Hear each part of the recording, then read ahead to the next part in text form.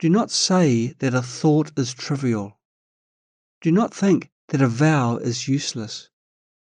A sincere intention gives rise to genuine action, and a vast aspiration leads to profound practice.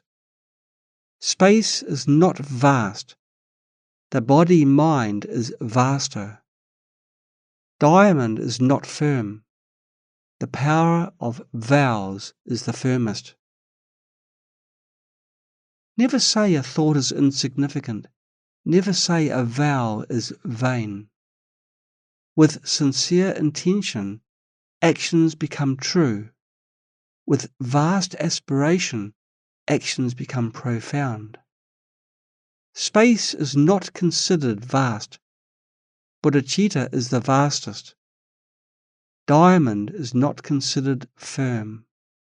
The power of vows is the firmest. The Sutra states, all phenomena arise dependently, grounded upon intention.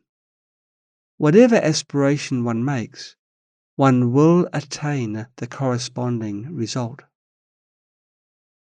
All dependent arising ultimately lies in the mind. The mind creates and becomes without the slightest error. When the mind creates the cause of hell, it becomes a hell being. When the mind creates the cause of the human and heavenly realms, it becomes a human or heavenly being. When the mind creates the cause of Buddhahood, it becomes a Buddha. Rising or falling, delusion or awakening, misfortune or blessing, all depend on a single thought. Therefore, even a thought is significant and cannot be considered trivial. In the past, a man named Udraka Ramaputra practiced the concentration of neither perception nor non-perception by the waterside in the woods. Each time he was about to enter concentration, he was disturbed by fish and birds. Thus, he became angry and vowed to become a flying fox, devouring birds in the woods and fish in the water. Later, he successfully attained the concentration of neither perception nor non-perception and was reborn in the heavenly realm, dwelling for 80,000 kalpas. After the heavenly karma was exhausted, he was indeed reborn as a flying fox, preying on fish and birds. In this story, Udraka Ramaputra made an evil vow to harm others. Ordinary people might think it was just a thought without serious consequences, but what happened? The seed of his evil vow remained in his eighth consciousness. Although 80,000 kalpas passed, it did not diminish in the slightest. When the causes and conditions combined, it exploded like a long-dormant time bomb, unleashing tremendous destructive power. The law of karma never errs.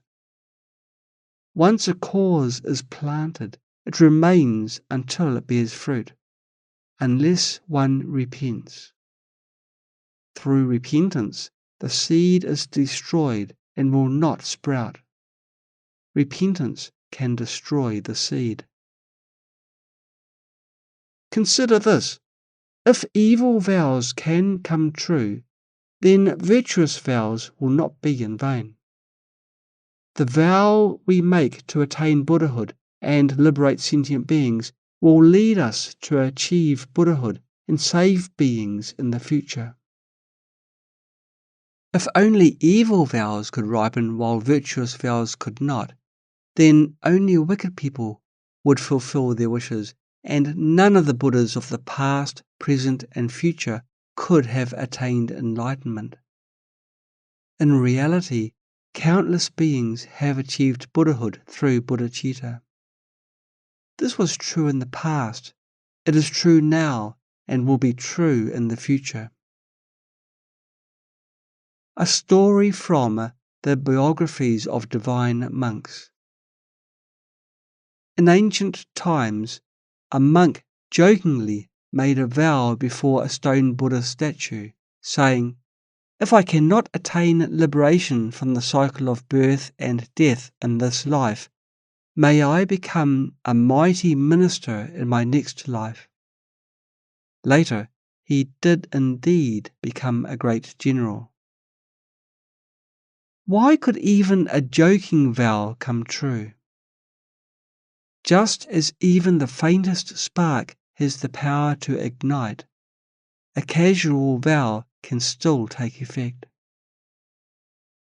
This is because when he spoke those words, there was still intention behind them.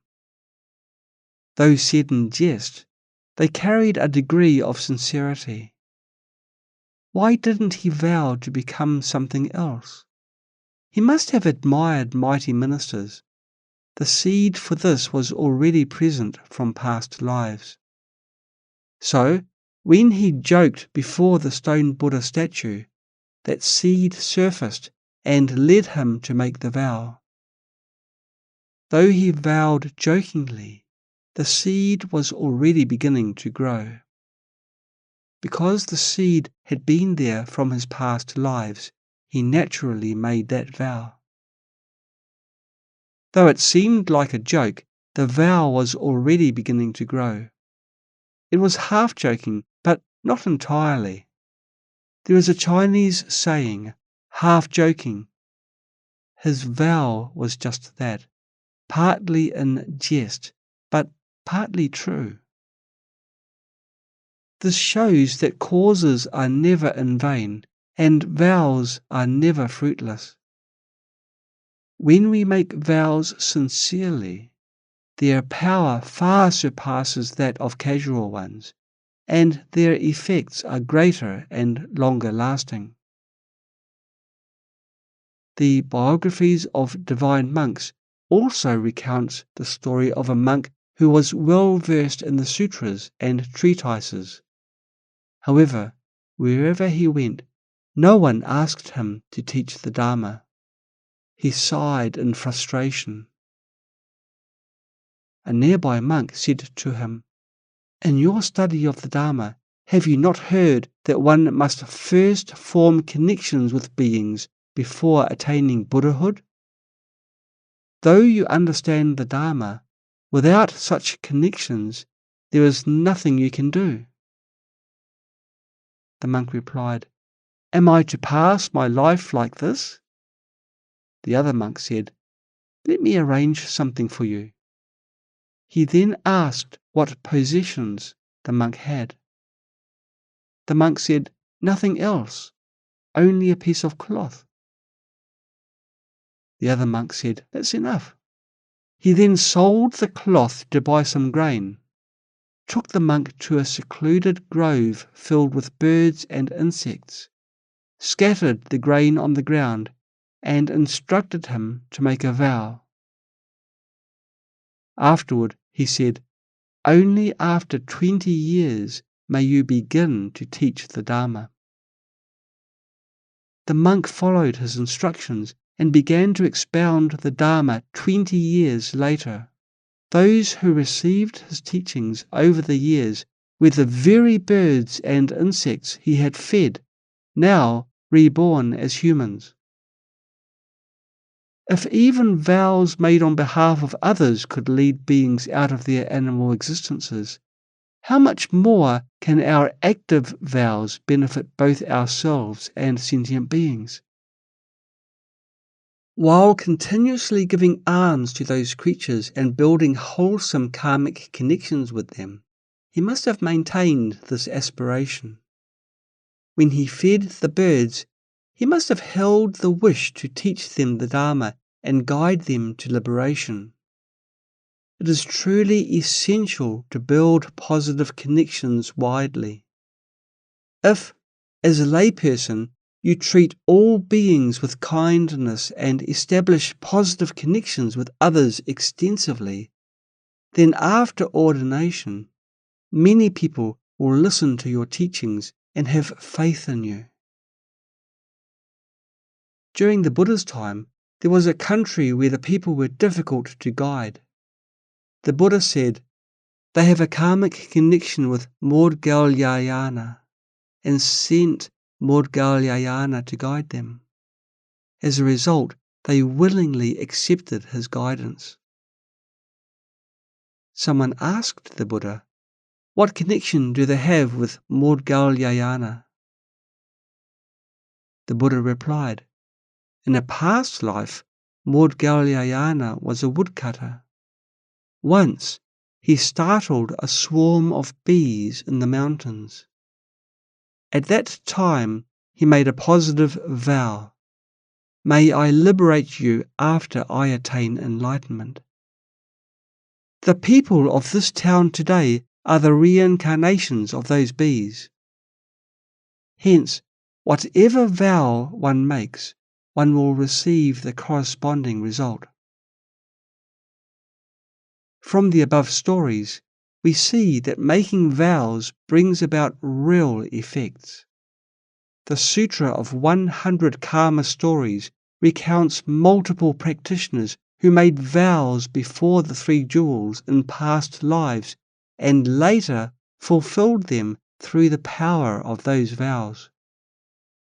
These examples reveal how inconceivable the mind and dependent arising are. From the Mahayana perspective, making vows is the cause for accomplishing benefits for both oneself and others. Through making vows, Bodhisattvas can achieve the twofold benefits in this life and future lives. Moreover, even without specifically engaging in physical, verbal, or mental actions, simply expressing one's aspirations can bring about results in this life and accomplish all great purposes in the future. In the sutras, we see that Bodhisattvas with abundant merit, through the power of their vows, manifest countless bodies, light, and supernatural abilities to benefit both themselves and others.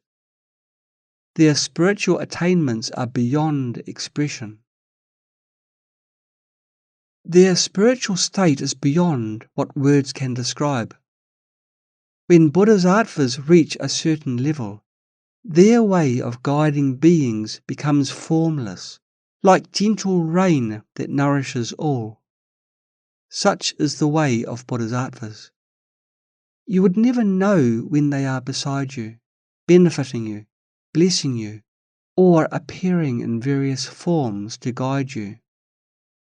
All of this stems from their vows. As long as you have a karmic connection with these enlightened beings, you will be guided by them without even realizing it. Buddhas and Bodhisattvas not only guide each individual, but also influence the course of the world's development.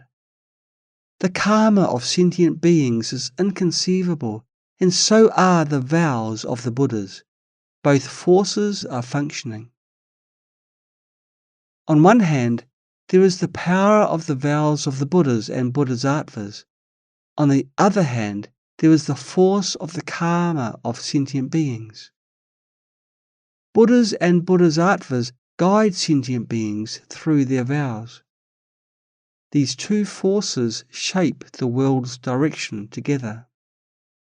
What influences this world is not only the karma of beings, but also the vows of Buddhas and Bodhisattvas. They can see the direction of future development. In summary, with vows as the cause, all aspirations can be fulfilled. Moreover, through the power of vows, the results will arise in the future, such as the body radiating light, the vocal organs producing sounds, and so on. The Way of the Bodhisattva states, the wish-fulfilling jewel and tree, though devoid of a mind, can satisfy all wishes. Likewise, through the power of past vows, the Buddhas appear. A sincere intention gives rise to genuine action. The mind is the creator of actions. A sincere intention leads to genuine action. A vast aspiration leads to profound practice. Space is not vast. The body-mind is vaster. The Surangama Sutra states, the space of the 10 directions arises in your mind, like a cloud floating in the vast sky. How much more so the worlds within space? The space of the 10 directions within your mind is like a cloud adorning the vast sky. How much more so the worlds within that space? The mind encompasses the universe and pervades all realms. That's why the text says, space is not vast, the body-mind is vaster.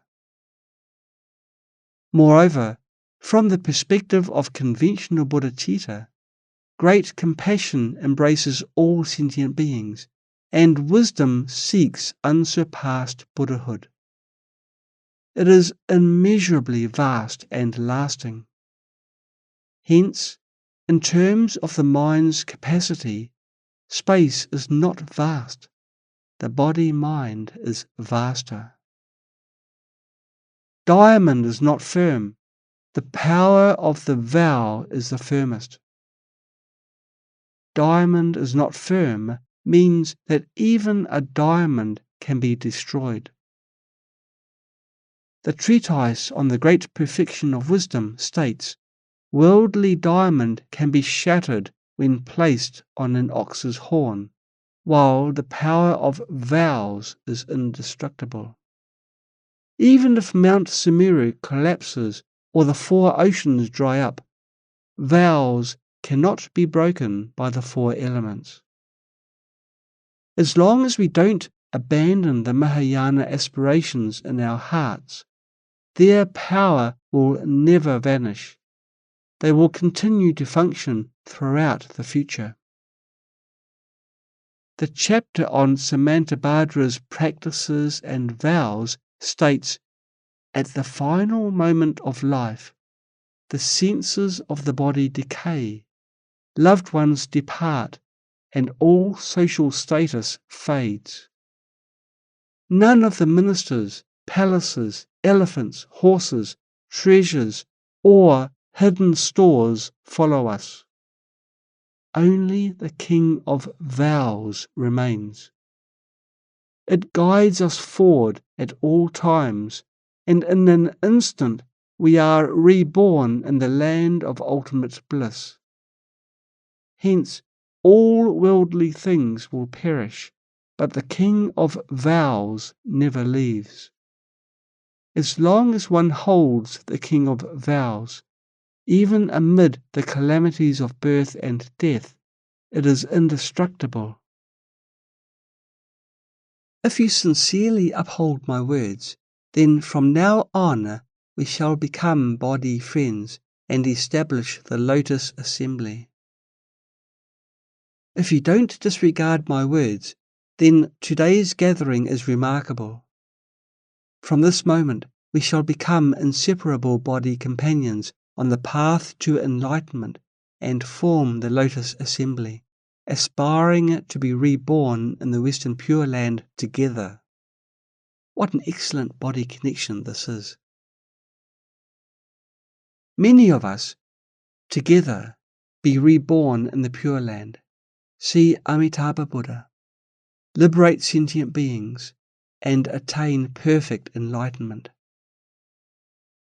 My aspiration is that we may return together to our homeland, the land of ultimate bliss. See our compassionate Father Amitabha, and then guide sentient beings to Buddhahood. This is the path to enlightenment we all yearn for and practice. By jointly aspiring to be reborn in the Pure Land, see Amitabha, liberate sentient beings, and attain Buddhahood, we choose an extraordinary path to enlightenment, one that leads to rebirth in the Pure Land in this very life, reaching the stage of non-regression, and from there attaining Buddhahood and liberating beings. As a patriarch of the Pure Land school, he naturally urged us to aspire for rebirth in the Pure Land.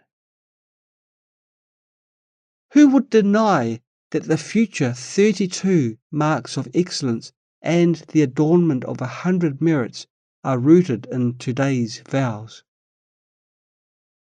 The 32 marks of excellence and 100 merits of a future Buddha arise from the vows made today.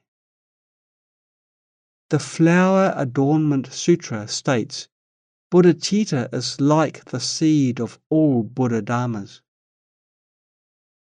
The attainment of Buddhahood in the future begins with the vows made today. What a sublime and profound opportunity it is. The meaning of Bodhichitta states, Bodhichitta is the foundation of attaining Buddhahood. For this great endeavour, no conditions surpass it.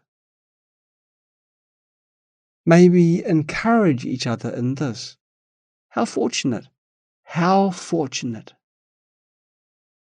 Master Xing'an said, I hope we can support one another in cultivating bodhicitta. This is exceedingly fortunate and sublime. Now, we have briefly explained the entire text of An Inspiration to Give Rise to Bodhicitta. In China, tens of thousands of people follow the Pure Land path, aspiring for rebirth in the land of ultimate bliss. However, many are unaware of the importance of generating bodhicitta and don't know that it is the primary cause for attaining rebirth in the Pure Land.